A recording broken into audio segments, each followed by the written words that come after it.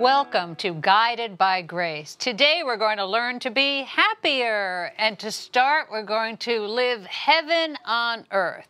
Motivational speaker Jim Ryan will bring his uplifting, empowering message of Christ's love to us today. But first, let's see how Jim got started with one of his aha moments. Let's take a look. I'm recording today from the DWI Alternative Facility out in Suffolk County, where my speaking career got started. I was always interested in personal development. I always read a lot, going to seminars, listened to tapes, and I had all of this stuff bouncing around in my head. So I said, what good is it doing in my head? I want to get it out of my head. So I spoke to some friends, and I was directed out here to the jail. And 10 years ago, I started teaching a course in personal development to the men at the DWI Alternative Facility. And it was a turning point for me. The men love the program. They shake my hand. They say thank you. And it just fills me up to come here. So I just thought I'd bring this to you today as a reminder of you never know where your life is going to go. I just started coming out here 10 years ago because I thought it was the thing to do, and my life has been changed forever. It's been changed for the better. And I wish you all a life of simple happiness. Oh, I am so excited to meet Jim Ryan. I love this idea of happiness and how he has inspired people in the DWI program. And happiness is so important. And where do we find our happiness and what makes us happy? The three of you are such happy people. That's because we're coming off of your good, happy vibe. Oh, come on. I think you'd be just as happy if I weren't giving that vibe. But I think you three really do. And I don't know whether that's because of the work you do, or you do the work you do because you're happy and you're trying to share that happiness. Well, I think, I think Pope Francis has spoken about it, and various kind of officials, in our church would say that it's the mark of the Spirit. If joy is there, it's the mark of the Spirit being present. So I think when you're really trying, to have God in your life, joy is a gift of that, and it's not that you don't have hard times. It's not that you don't have days where you're low or struggling, but that the joy is kind of still persists, even through a tough time. And I think that's what it is. It's a mark of the Spirit. It's a gift of the Spirit. I think also what was said at the end is also it's simple happiness. Yeah. When Allison speaks of her grandchildren, you see the happiness. Like, it's not about what you can go out and get and buy and what thing is going to make you happy. It's the simple happiness. It's the simple things that bring joy to your life. And as my late mother would always say, joy comes from within. Are you a happy person? Yeah. Right. Do you feel good about yourself? And then you can share how you feel. You can't buy happiness. No. How much do we see that? You don't get it from your career. Nope. You get it from your grandchildren. Lucky Lucky you. It would be very interesting to ask Jim what his inspiration is. Because what inspires you to be happy? Right. Is it a feeling? Is it somebody? Is it a place that you love to go to? Yeah. Well, we're going to ask Jim that question right in just a few minutes. We'll be right back. So please stay tuned to Guided by Grace.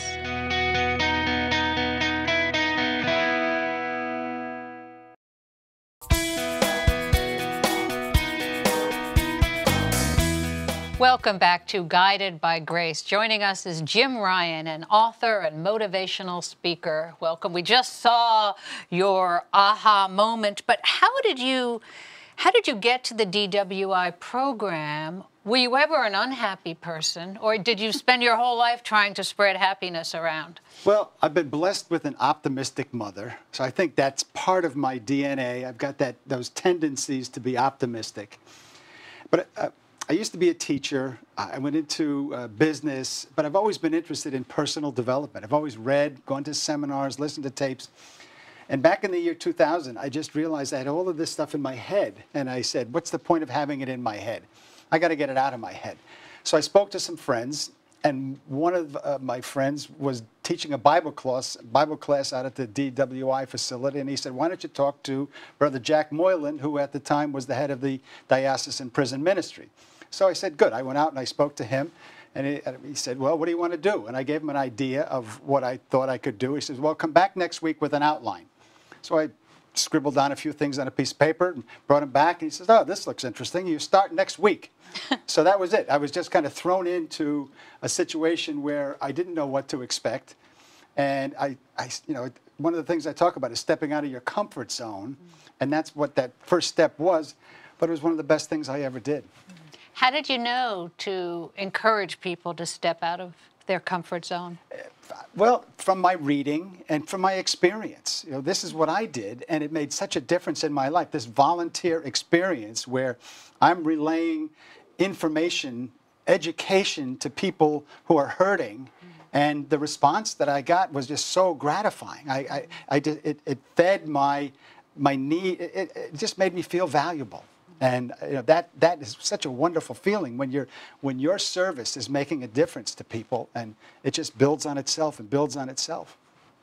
So it wasn't that you had a time in your life where you yourself suffered and you understood others' sufferings. It was more just you're acting out of the goodness, and that was how you were brought up. Yeah, that's what I often say and often think. I've never had a near-death experience. Sure. I've had some tragedies, as we all have, but no different than anybody else. And so it's just I'm a normal person who has been seeking a little more fulfillment in my life, understanding my purpose in life, and it's been a pathway for me.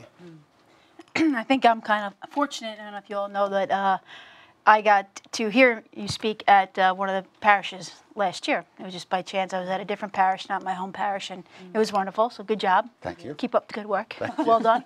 One thing you touched on about living in the present moment. Sometimes that can be a little tricky when I teach in a high school, I work in a high school, and the stress and the students are, I want today to be over, I need this week to be over. But if you live in the moment, I would imagine makes a difference. That's a goal that spiritual people have, and that's a goal and a place where people can be at their best. But it doesn't happen by itself. So many things happen through intention and through practice. And you have to, my experience is you have to practice when you're not under the gun. You got to practice being in the moment when you walk out to get the newspaper and you look at the blue sky and you're in that moment. And then you walk back to inside the house and you say, boy, am I grateful that I'm able to walk around on my own. I get out of bed in the morning and I say, thank God I can get out of bed by myself. It's all these little momentary instances of bringing yourself to the present moment by choice, not by accident.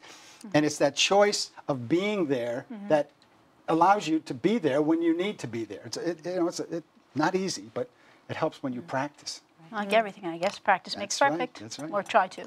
So just two questions, actually. First one would be, how do you put that in a framework when you go to parishes and on retreats? And how do you kind of shape that happiness motivation within a kind of a faith environment? I guess, that's one of my gifts, to be able to communicate in a simple way. And it's, I took my message that can be humanistic, and I started off in the secular world of giving talks on happiness to corporations, to associations, in libraries. And a friend of mine who was a Christian brother, a former Christian brother, said, Jim, this message could be used in church if you just, make it, these are Christ's teachings. Everything you talk about is of a Christian message. So I took the regular message and I've got several signature talks, I say, and I took those. One is 8 characteristics of happy people. The other is managing thought, the key to success and happiness in life. And then the third one that I add in the churches is how to start to live heaven on earth. And I just took my secular message and wove the Christ's message into it, scripture passages into it. And it's been very successful. How do we live heaven on earth? Well, again, when I do my retreats in the churches, I play the guitar, and we always start with a song. And the song that I always start off with is "You Are Near." And in my message to the parishes on Saturday night Mass and Sunday before the retreat begins, we talk about how God's grace is always shining down upon us, even if we don't know it. God's love is always there. And sometimes we, through our ego and our the frailties of humanity, we push God out of our lives. And I say, it's our ego that gets in the way. And how do you spell ego? E-G-O. We edge God out of our lives. And the idea then is to understand that I'm edging God out. God's grace is always there, and I just have to tune into it, as often as possible, especially when I'm in need, when I'm suffering, when I'm about to do something non-Christ-like. So besides having a very upbeat, motivated mom, what is your inspiration? Feeling good. Feeling good. I start my talks often by, I'd say, who in the audience, raise your hand if you'd rather not feel good during the day. And nobody raises their hand, but it kind of gives them an idea of what's coming. We want to feel good, but we don't pay attention to that because we've got so many responsibilities. I got to be there by 4 o'clock. I got my grandchildren I got to take care of. I got this problem in school that's got to surface again and again. So it's just being prepared and being in the moment and letting that grace influence me when I need it. It's hard to stay in that happiness moment. It's a challenge. You almost have to fight to stay in it. It's a practice. It's a challenge. One of the chapters in my book is it's a long life. And we have a lot of time to practice, do a little bit better the next day than we did today. And life is that way.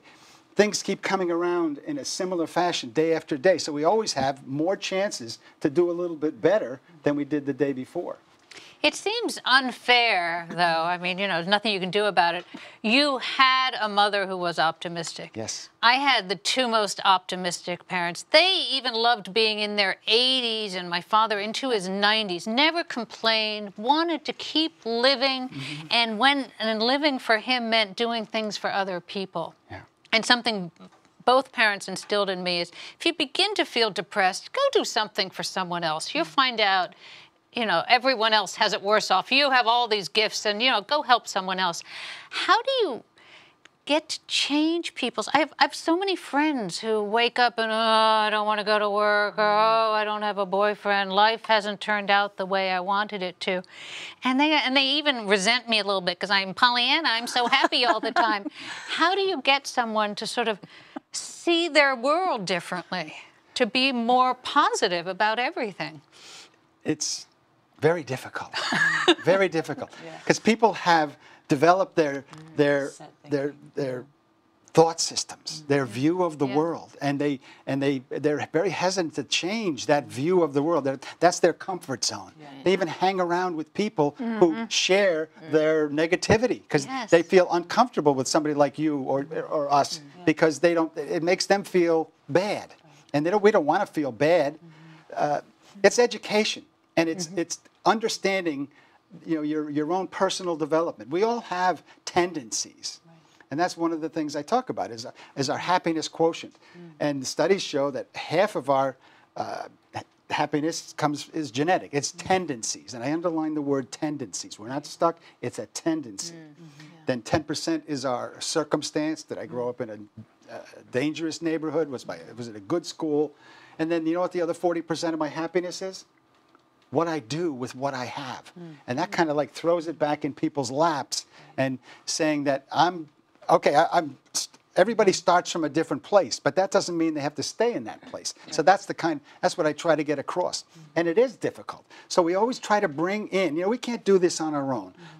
We need help. And prayer is such a powerful tool if we'll allow ourselves to be open to God's grace and talk to God about what kind of a life, how can you help me? Because we know where our pitfalls are if we're honest with ourselves. And, God's grace and prayer is a wonderful tool. It's almost like every curriculum program needs to have some happiness component to it, or some religious education curriculum. Yeah, something that just teaches people, how to think happy, how to be happy. What are your 5 bullet points on how to be happy? What is it? Is it a feeling? Is it a service? Is it a great commandment? I mean, you got there. When you say people, it's education. When you marry kind of the front side and the left side, and you marry the emotion to the understanding, it's a powerful moment. And you almost wonder there's a disconnect that people may have never experienced that because maybe a parent didn't feel that way, or they never learned it, or they didn't understand it. I think it's love too, though. I think Love. a huge amount of happiness boils down to knowing you're loved, loving yourself, and then out of that knowing and loving yourself, loving others. And I think if you can do that, you're going to be happier. I think love is really the motivation for happiness. At the retreats, we always start off with a moment of prayer, and that prayer is simply basking in God's presence, basking in God's love, just sitting and understanding who we really are. You know, we're not this, you know, this person who is good at tennis but lousy at bowling, good at math but can't write, you know. No, we're children of God, and that is a huge step that if people can really understand that, and it gives them confidence and consolation and hope. And you know, people ask me, Jim, I want to be happy. How do I get started? I always say two things. Number one, you got to want to be happy.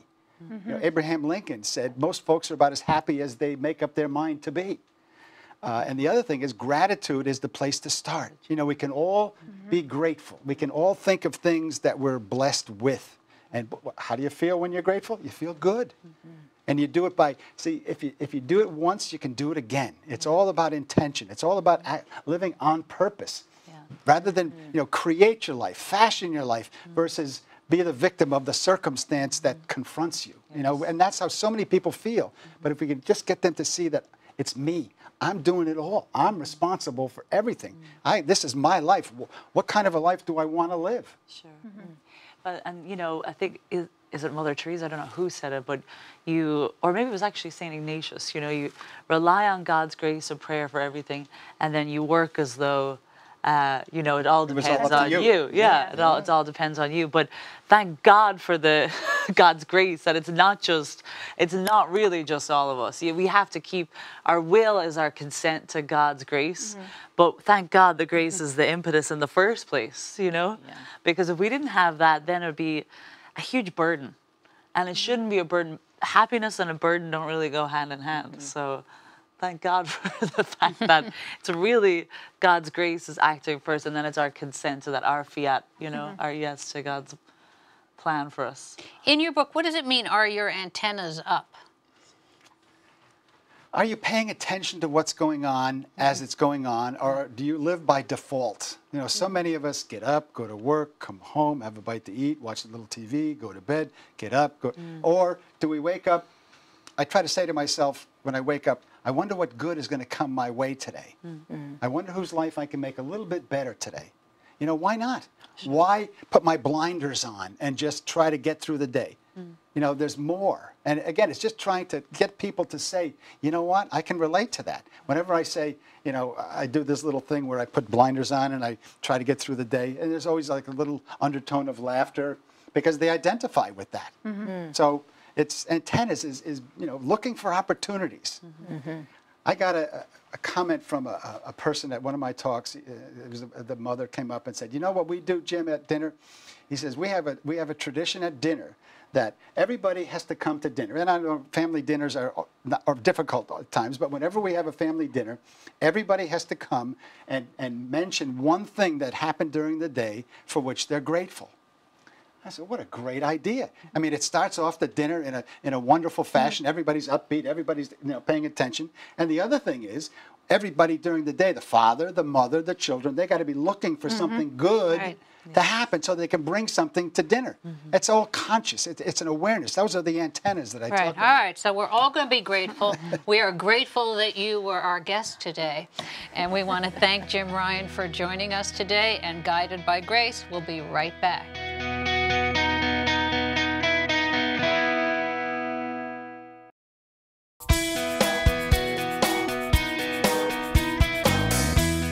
Hello and welcome back to Guided by Grace. Our book, Simple Happiness, 52 Easy Ways to Lighten Up, by our guest today, author Jim Ryan. 52 ways, what's number one? It's all about intention. It's all about our thoughts. You know, if we could manage our thoughts, let go of the negative thoughts, hang on to the good ones. And people think their thoughts are their life, but they're just thoughts. Really? And so if you're a really unhappy person, you read this book, you're going to become happy? There's 52 short chapters. They may not all resonate with you, but there's going to be something that makes sense to you. And is there, it was Allison's question, but the common theme, are happy people, is there something similar about all of them? They don't take themselves seriously. They let things go, and they're resilient. You know, when bad things happen, they understand that things are going to get better, and they don't let that negativity reside. It passes, it goes, because they choose to let it go. They see the good in the situation. All things are passing. Everything, every day's a new day. Start Right. over. Yep. So we all know now we're going to all be happy all the time. That's the goal. Why not? Why not live heaven on earth? Why wait till our bodies die to experience the joy that Christ invites us to experience? It's there. We just have to find it and cultivate it and enrich it and live it. Do some people, does a retreat work better to be in a group situation, to have a speaker, or can you be off by yourself reading the book? Well, a lot of people buy the book after they've heard me talk because, you know, the message inspires them to a degree and they want more. So I think it's good to be in a group setting and then have the book to rekindle the excitement and the positivity that's delivered. But the book by itself could do that as well. I've had wonderful comments about the book. All right, now we will pray. We will pray and we will be grateful for you, Jim Ryan, and the book, Simple Happiness. We leave you with a prayer to Our Lady.